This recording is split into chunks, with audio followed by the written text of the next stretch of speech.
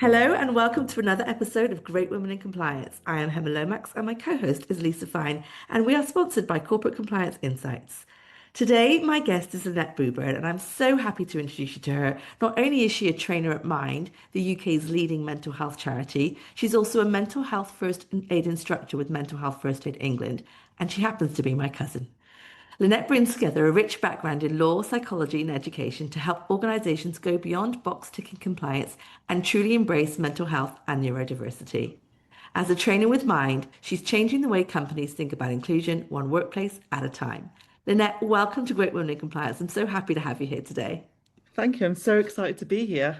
Oh, well, it's just wonderful that I get to share you with my guests. What we normally do is ask our guests to introduce themselves, and I know you very well, but I'd love you to share with our listeners a little bit about yourself and what brought you into the career that you're in today.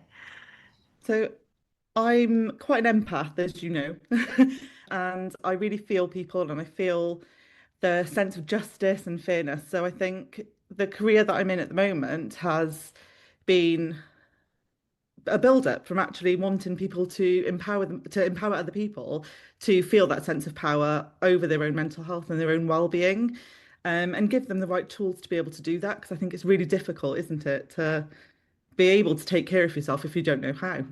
Yes. And what inspired you to want to do that, to show up in the world in that way? It's a really strange story, actually. I remember when I was in a science lesson when I was 14, and we were watching a dissection of a brain in a biology lesson. And I remember being really interested in the brain. The actual dissection itself turned my stomach, but I remember going away and reading about it. And it was really interesting how physical differences in the brain can actually change your behavior. Mm. And I think from that point, I carried on reading about it, and it kind of led my path in life and where I am now. Yes, and we're going to talk about where you are now. But Yeah. before we do that, I just want to dig in there a little bit because it's such an interesting thing, the brain, obviously. And I spend a lot of time myself trying to figure out Mhm. how we as compliance professionals, how to influence human behavior. And I think it really does start with the brain, right? Mhm. And not just the physical aspects that you described with the dissection, but really the stories we tell ourselves and the Yeah. stories we tell ourselves about others and the way we interact with others. And so I think it's really powerful what you're doing. Now, in terms of your current day job, let's talk about that for a second. You Mhm. are a mental health trainer with Mind. Tell us about Mind and what they do and what they stand for. So, Mind is a national charity that supports mental health and well-being, and I'm part of an affiliation with a local Mind. So there are lots of local minds around the UK, and I'm in one of those local minds. And what's really special about local minds is we fundraise and we also offer training, and all the money that we earn from delivering these training sessions goes back into the community and into the charity. So, for example, we offer things such as support for people who have autism diagnoses or who are on the pathway to be diagnosed, homelessness support for somebody who might be at risk of homelessness or who is already homeless, and people who are experiencing poor mental well-being so they can find tools to support themselves or they know where to turn when things are really tough.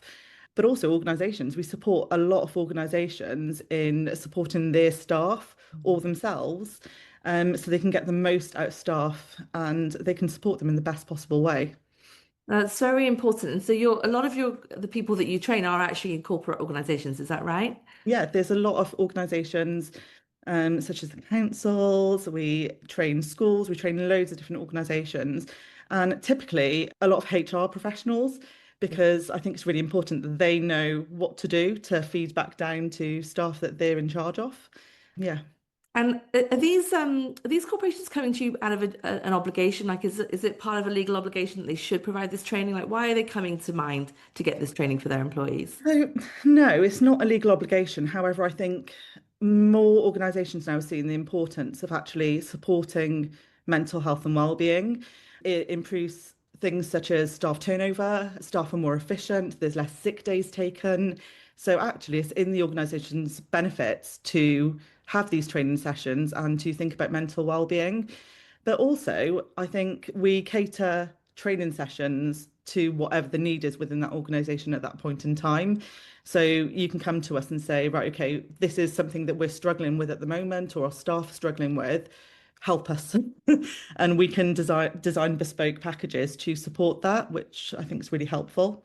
No, I love to hear that this service is available. And look, a lot of what our listeners are focusing on is the culture of compliance and the culture and the well-being of the teams that they serve. And so I love that your clients almost are focused on that as well. How does the training work that you develop and present and deliver contribute to the mission of Mind? Like, what sort of things are you training on, and how does it help Mind with its mission? So I'm sure it's the same in America, but in the UK in particular, stress and burnout are really, really big problems. And people not understanding what they can do to support themselves or support people that work within their organisations. And also people not being aware that actually they have legal obligations under the Equality Act, for example. So mental health, although not all mental health might fall under the Equality Act, somebody who has poor mental well-being and it affects every single aspect of their life and has an impact on daily activities, for example, they might be protected under the Equality Act. So it's in the interest of the organisation as well to make sure that they are making reasonable adjustments or they're aware of their obligation to do that. And I think it's similar to the American Disability Act, I think it is. I think it's really, really important to ensure that actually know that you should be compliant with Mm. laws as well as actually being human, understanding the human element behind people. Yes. Sometimes we're so consumed in ourselves and our businesses, aren't we? And we want our business to be the best it possibly can be. And how can we do that if people aren't well? We can't. No, it's so insightful. And look, one of the things I always think about is the conditions we create for whether or not people are going to do the right thing or come to work in their best selves or be productive. And I think wellness, burnout, stress are some of the features we're seeing across the globe that can impact that. I know that you're also a mental health first aid instructor. Is that right? So you work for Mental Health First Aid England. Tell us a little bit about that role and what it's like to be a first responder and how you help people become a first responder when it comes to mental health in those situations.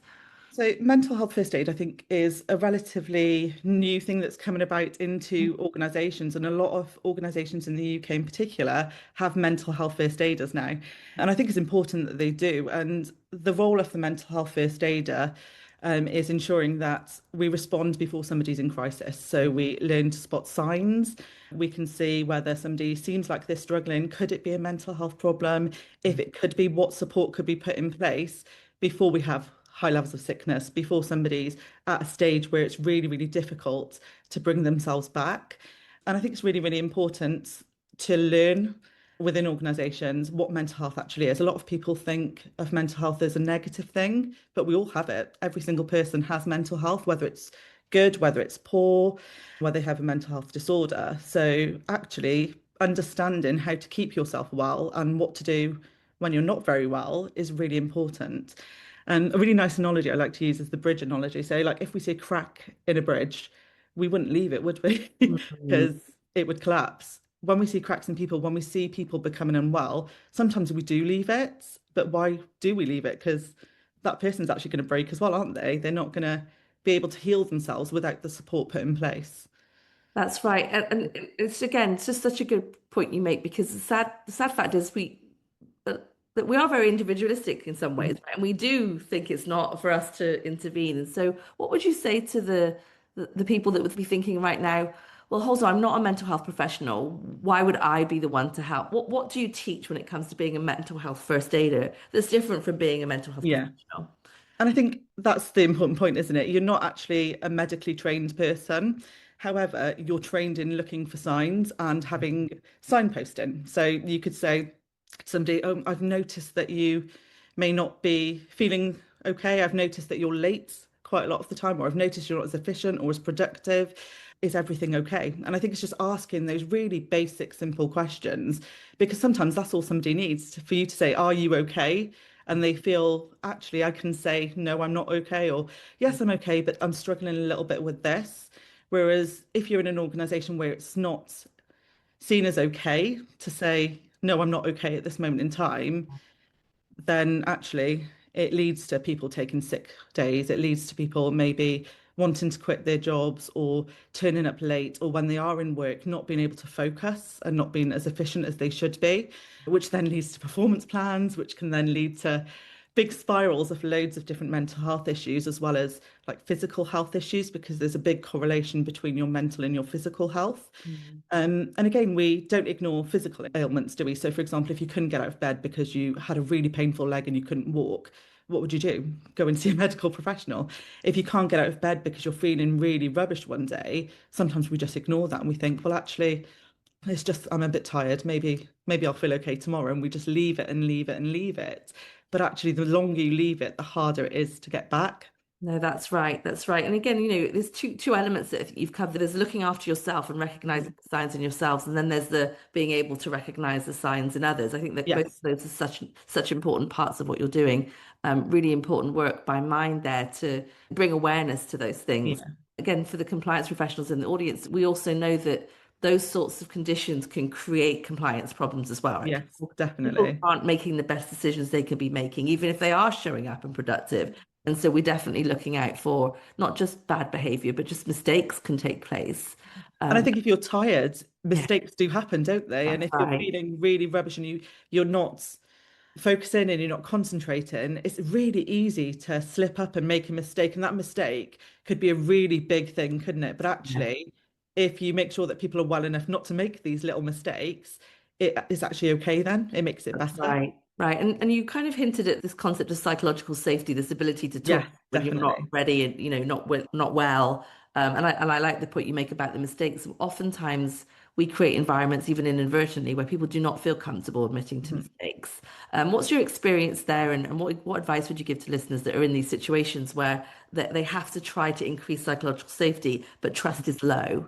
Yeah, I think policies are really important in organisations. My background in education, I saw firsthand with both students and with staff and colleagues that I was working with, actually not feeling safe in an organisation or not feeling safe with an education created a whole host of problems. So, for example, if students don't feel safe, they don't perform, they don't get the grades that they need, which means that could impact their future career. With staff who don't feel safe, they may have high levels of sickness, they may make mistakes when they're teaching, they may actually not put any effort into their teaching, which actually has a huge impact not only on the organization, but actually the people that you're working with as well. And everyone's trying to pick up the pieces around you. So I think it's so important to feel safe psychologically as well as physically.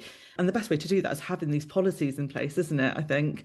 And it's actually action in the policies. Sometimes we have these brilliant policies in place which say we have to do this, this, and this. For example, a wellbeing action plan. Sometimes you might say, I'll sit down with someone, talk about their well-being, talk about what keeps them safe, but do you ever review that? They don't always get reviewed. If they don't get reviewed, then you're in the same position you were in at the start. So what's the point? You've wasted your time, you've wasted the person's time, and actually nobody feels any better physically or emotionally. So I think it's so important to follow through with policies and make sure they're rigid policies that are clear, concise, and there's a follow-up with that.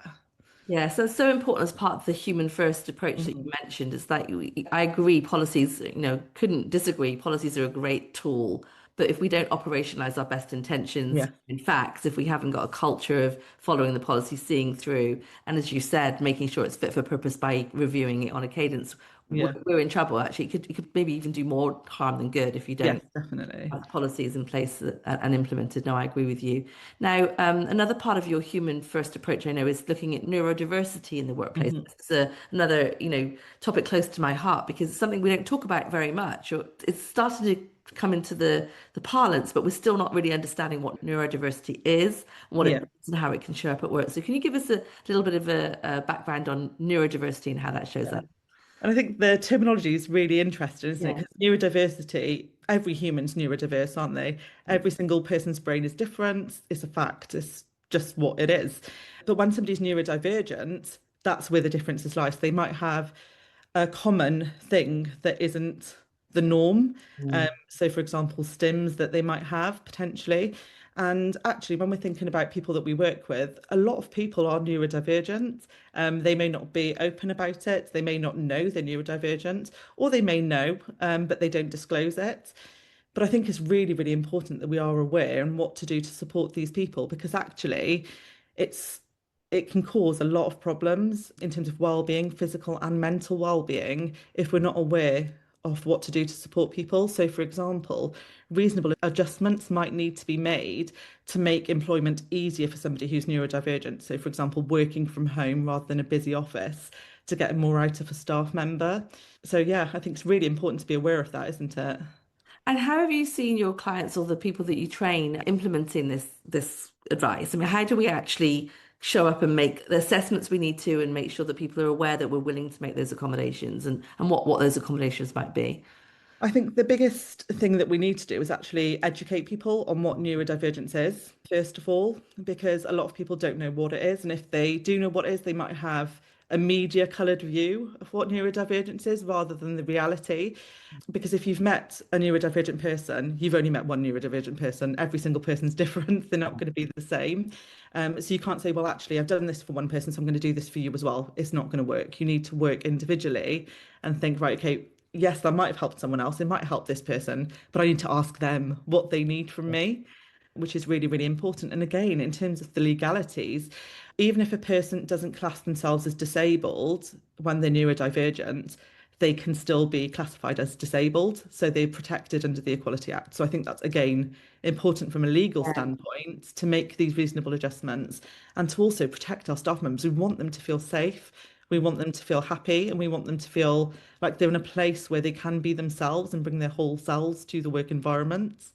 So important. Now, Lynette, I know you have a background in law, a background in psychology. Obviously, you've been an educator in different levels. I think you've done school ed level education, Yeah. higher education, and now you're doing corporate training. What have you learned from this rich background that helps your clients understand how they can show up their best selves and operationalize their best intentions? Don't stop learning. Ah, there we I go. think that's the key. We can't say that actually, well, I've done a course now, I know everything I need to know. You don't. There's always new things that you could learn about something. There's always new training courses you could enroll into. There's always new people you could talk to or things that you can read to expand your knowledge and your understanding. So even now, I feel quite confident delivering training in neurodivergence, in particular, in mental health and well-being. But actually, I still read quite a lot to find out more. And I still enroll myself into training sessions to make sure I understand where changes in terminology, for example, are. If we think about 10 years ago, a lot of people would say the term committed suicide, whereas now, if somebody uses that terminology, it could actually make somebody who has been aware of somebody who has taken their life by suicide, or who is thinking about doing that. It could make them feel like they're a criminal or they're doing something really Mm. terrible, but actually they're unwell and they need support. And language changes all the time. And I think it probably does in the legal profession as well. So it's really important to be aware of what terminology's changed, what terminology you need to use nowadays, especially in a workplace environment, because again, it could lead to compliance problems if you're using the wrong terminology that makes somebody feel unsafe or makes somebody feel like they're being discriminated against, for example. And like you said, language is super powerful and can be it can trigger all sorts of things inadvertently, right? So Yes. it's got to be very thoughtful. Yeah. I love your advice to just keep learning, right? Keep on Yeah. learning. Let me ask you, what are the biggest mistakes that you've seen companies make when they try to address workplace mental health or neurodivergence? Having brilliant policies but not actually following them. I think that's a really big mistake. And I think we get these policies written by really senior professionals and they look brilliant in theory, but in practice, sometimes they don't work. So I think it's if you have you tried something and it didn't work, it's okay to change it. Yeah. And I think it's also okay to admit that you've made a mistake. Sometimes people are scared, aren't they, to say, oh, I did that wrong or I said the wrong thing. But actually, we're all human. It's acceptable as long as you've learned from that mistake and you've moved forward to correct it. There's obviously limitations with that in terms of the type of mistake that could be made. But I think that's the big thing that we see that people are too scared to say, oh, I was wrong with what I said or what I did. I'm going to do this to correct it. I think being solution focused is key, and moving forward in a solution focused way rather than thinking, I'm going to put my guard up and be really protective because I've made a mistake and I'll just deny all knowledge. Yeah, so when you explain that, it seems crazy, but I think you're right. It's so common. It's so common that we put something in writing, it's black and white, and nobody wants to Yeah, touch it for years or decades later. And I think it fits beautifully with what you said about keeping on learning, because the yeah, whole point is to bring, you've made me realize, to bring a policy to life, it's because you're learning constantly and yeah, iterating and then improving it based on what you're learning. But if you're not curious, for those lessons. Mhm. And to your point, if you're just in fear that you'll be exposed to some kind of Yeah. fraud that you'd put the wrong policy together, you're not going to learn. It's the No. opposite of a growth mindset, I think. It's very important. So Mind has had some national campaigns in the UK, like Time to Change. Mhm. How have you seen attitudes towards mental health and neurodiversity shift over time? Or is there a movement here? Or are we still in early days? With our local mind in particular, the one that I'm working for at the moment, we've seen some really brilliant initiatives moving forward. So, for example, at the moment, there's a really brilliant initiative with the council and Mind collaborating, which is with Swindon Barbers. And typically it's because when you go and get your haircuts, people like to talk, don't they? They have conversations, and sometimes in those conversations, somebody might disclose something about their mental well-being. Typically, men who find it really difficult to be open due to the stigma attached to men's mental health in particular. So, there's a really brilliant initiative at the moment where barbers have been trained into how to talk to men who go into the salon potentially and say, I'm feeling a little bit rubbish, or they disclose maybe something's not okay or they're not feeling right. And I think that's beautiful, isn't it? Because actually they've been trained in what to do, so they'll feel really comfortable in having that conversation. But also it takes away the awkwardness is sometimes it's a little bit awkward, isn't it? Or you feel awkward, even though you shouldn't, having those conversations, or you don't know where to go with it. If someone says, I feel rubbish, you think, oh, right, what do I say? What do I do? Sometimes it's okay to say, I don't know what to say, but I'm really sorry that you feel like that. But I think the training's really beautiful. And we're also doing another wonderful initiative where we do talks that are free for organisations and businesses where HR professionals can come to the talks, and it's called Swindon Mindful Employer. And basically, they have conversations about, so for example, I did a talk on stress and we talked about what stress was, how to prevent stress, and really useful tools you can actively use within an organisation to protect yourselves and your staff members. And then there's other guest speakers who will talk about different elements of that topic as well, which is really lovely. I mean, you said beautiful and lovely, and that's exactly how I feel when I hear Yeah. you about that. These are really interesting initiatives. I'm also going to be honest with you. There's a risk-averse compliance professional lawyer in me that's worried about all the things that go wrong when you ask Barb Yeah. to do that work, or you start to do these sorts of training. So I wonder what your advice is to an army of risk-averse lawyers and Yeah. compliance professionals who will probably stay small because Yeah. they're worried about what could go wrong if we do these beautiful, lovely Yeah. initiatives. So, what would be your advice to compliance professionals? Let me ask it another way. What role can they play in sustaining and deepening this type of change, this kind of beautiful, Yeah. bold initiative that's maybe a bit on the edge of possibility? Yeah. I love that you're pushing to new frontiers, Yeah. being creative, and really leaning in, as you said, to the human first approach. I think it's the importance of understand that actually we're not telling people to be medical professionals. I think that's really important. So knowing your place and knowing what your role isn't to actually diagnose or to offer advice, it's to signpost to appropriate services. So for example, if somebody discloses they're not feeling okay, you'd have the tools to tell them, right, okay, you can go to this place, you can go to this place, this is on offer if you wanted to, or you can say, this exercise has helped me, maybe you should try it. So it's not necessarily offering advice, because I think advice would be the wrong thing to do if you're not a medical professional, but it's offering support and signposting to who would be maybe a more appropriate person to go to. And I think that's the beauty of it being in a workplace, because actually we're not asking anybody to put their role on the line or to do anything risky per se. We're just saying if you see somebody seems that they're struggling, or if somebody says to you they're struggling, or you've noticed signs, for example, lateness, or they're unkept when usually they're very well presented. Mm. For example, actually, instead of leaving that, it's a really good idea to ask the question, are you okay? I think what you're also touching on there is that there may be a stigma attached to mental health. There may also be a fear Yes. dealing with Yeah. or handling mental health and not, if you don't know what you're getting into, you just don't want to get into it. Yeah. So does that show up a lot in your work? Do you get that feedback? Massively. And I think it was really interesting when you said it's a risky line, isn't it? It's a boundary that you don't really want to cross, but actually, I think it's because you're not crossing a boundary. And I think that's important to remind people that you're delivering Uh-huh. training to and that you're speaking to. You're not the medical professional. I think that's so important to keep reminding somebody. And you're not expected to have all the answers. You're just expected to support somebody and be non-judgmental. Because we don't want to speak to somebody, do we, if we think they're going to judge us or they're going to think that we're not very good at our job because potentially we have a mental health complaint or an issue. Yeah. And I think that's the fear. People think, well, if you get diagnosed with a mental health condition, somebody's going to think you're not very good at your role. Well, actually, that's not true.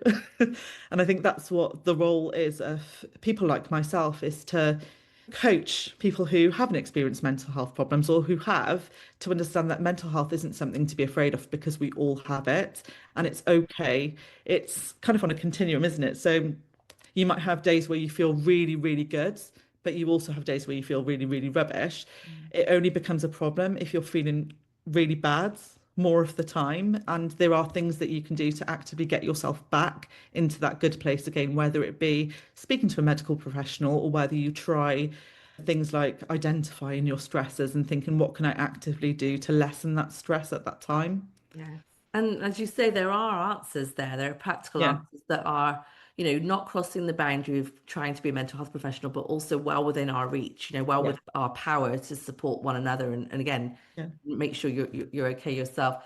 It's funny, we talked about the brain at the top of this episode, and you Mhm. reminded me that fear-based, risk-averse lawyer compliance Yeah. officer that I mentioned is really just a survivor brain on overdrive, Your right? limbic system Yeah, fighting it's the you. limbic system, exactly. And the Yeah, limbic system, let's be honest, lies to us. It tells yeah. us that I'd obviously be crossing a boundary, but Danger.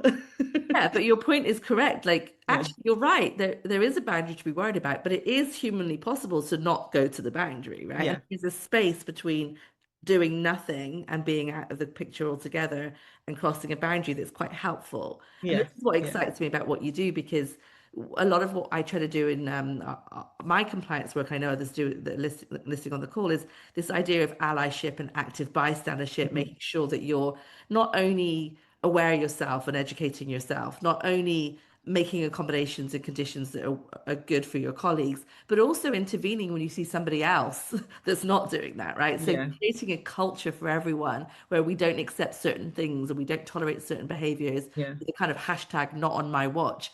But again, that takes some well, I think today we'd say you need to be brave to be an yeah, active yeah. bystandership or an intervener or an ally.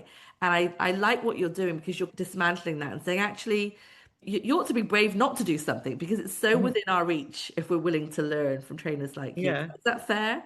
yeah. And I really like what you said then. I think it is calling out behaviors that are inappropriate. So, for example, if you see somebody using stigmatizing language, for example, call it out. Say that's not okay to say that. I think that's so important, isn't it? Because it stops people feeling uncomfortable and it makes somebody realize that actually, oh, that person said that that's not okay. They're a safe person. I can speak to them when I'm not feeling okay. And I think also you don't want to work in a toxic culture, do you? It's really, really important that we all do the right thing and that we're not afraid to do the right thing and we empower others to do the right thing as well. And I think that's a big part of our role, empowering somebody to know what their boundaries are and to be okay with saying that's my boundary and I'm going to take that boundary. I'm going to say no right now, which you may not be happy with. However, I need to say no because of this reason. And if it's a reasonable reason, it's a logical reason, I think that's okay. Obviously, there are, again, times where it may not be reasonable or may not be logical, and that's a different conversation to have.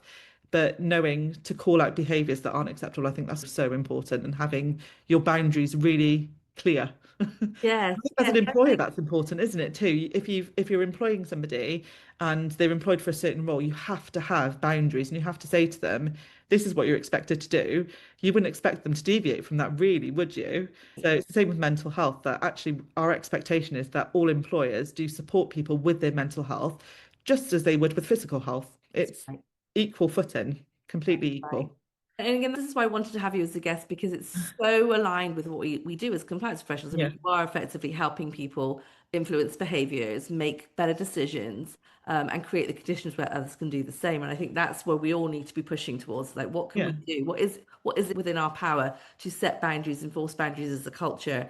And one compliance professional, one HR professional can't do it on their own. They no, need you to need a whole work team of around. people. Yes, it takes a village. And so how do you convince the village that actually their limbic system is probably wrong, right? It's not Yeah. true that nothing is possible, it's out of their hands. So no, I love that, Lynette. That's really powerful.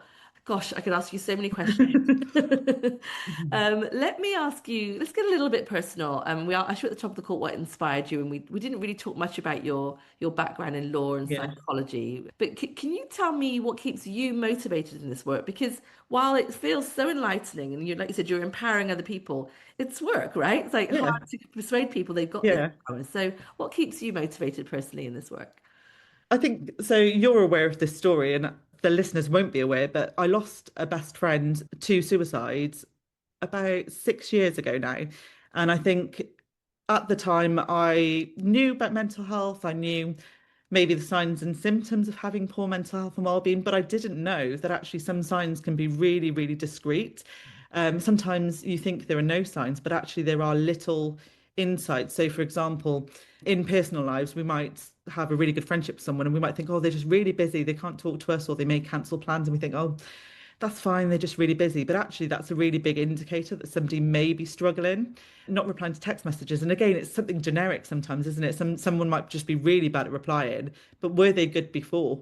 And I think you can see from those kind of behaviors that actually somebody might be struggling. So when this happened, I think myself and our friendship group, we had a lot of guilt because we didn't understand what the signs could be, how you'd notice them. So I kind of dedicated my future life onto spotting these signs and learning more about mental health and well-being. And the more I learned, the more I wanted to know.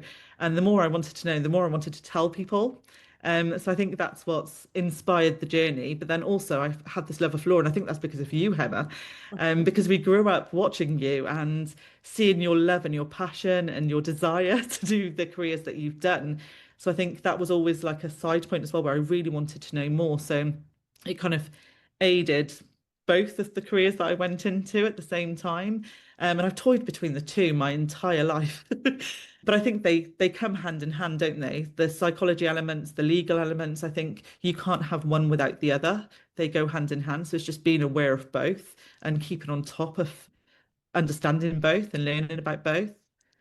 Yes, and as you've said, I mean, we all have mental health, and Mhm. it bears repeating because if you purport to do anything human-centered, Yeah. you have to want to understand the mental health. When we're Hmm. not doing anything by just assessing and evaluating our employees for their physical health, right? There's something Yeah. we've done there, but we're not doing enough if we ignore the mental Yeah. health parts. And that's really part. And I'm so moved by the story. And I am aware of the story. I know you're a twin. My listeners won't know Yeah. that you've got a sibling. I know you and Claire have both been quite moved by those experiences Yeah. and have dedicated your lives in many ways to that. One thing I know that you and Claire were doing together was you put together a community of women for fitness. Yeah. Tell us a little bit about that because that was quite It was really magnificent fun. as well Yeah. and fun, right? Yeah, Really fun. tell us about that. Yeah, so it was a dance fitness business where it had a little bit of a different element to it. So it wasn't just the dance fitness, it was creating friendships, creating a community of people who all loved to come together and join together to dance together. It was really, really lovely. But actually, people built some really, really important friendships through that who are all still really good friends now, which is really, really lovely.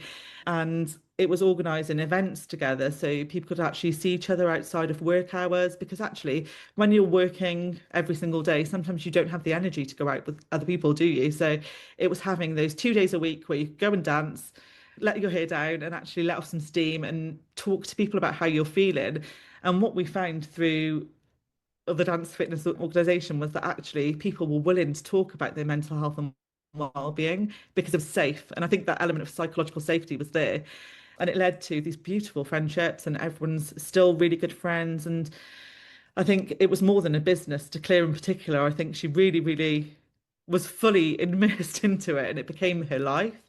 And I think that's important, isn't it? Again, because work doesn't just define who you are. There's other things going on in people's lives other than the workplace and employment and doing your job effectively and being as good as you can be as a person. So having those extracurricular activities, I think is still important, even as a grown up.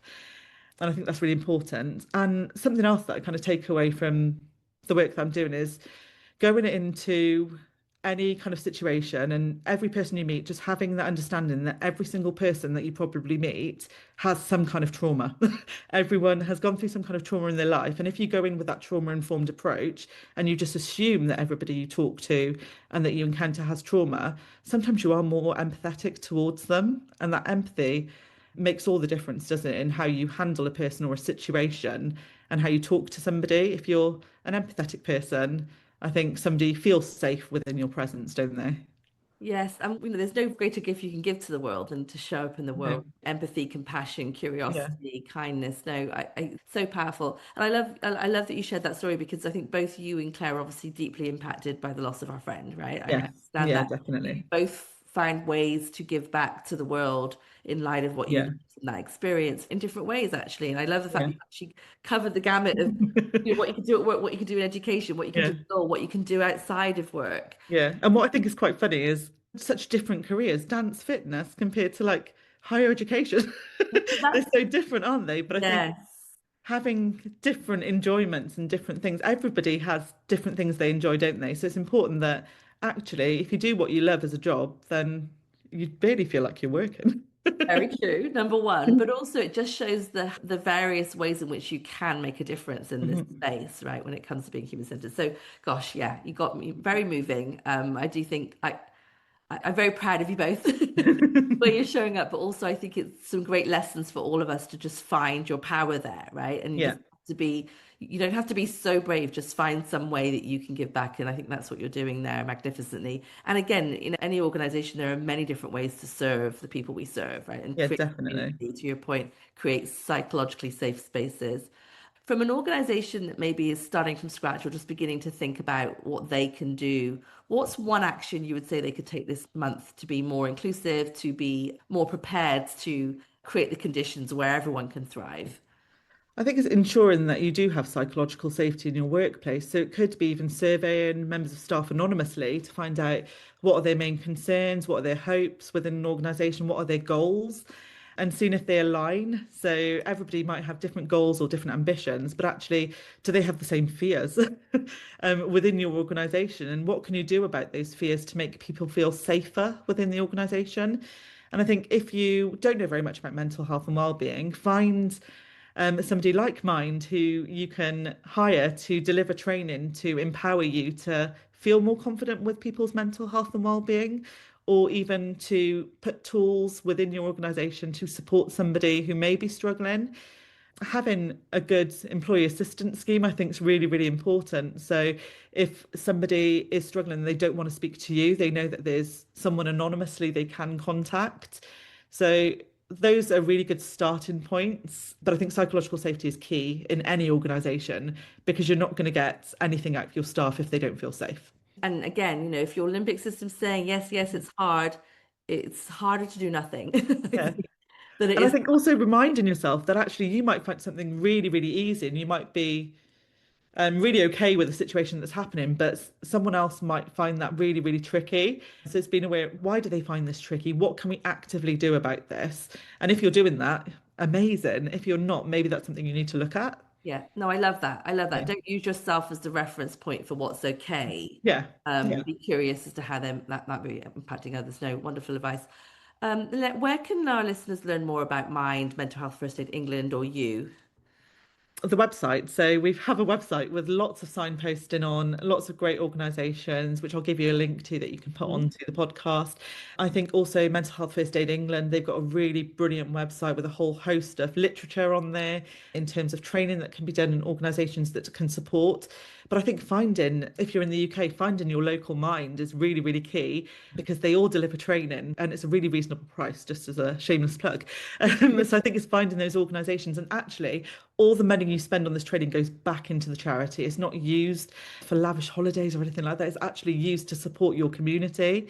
And in the US, looking for mental health charities who deliver training as well, I think that's really important because more people in your organisation may struggle with mental well-being than you think.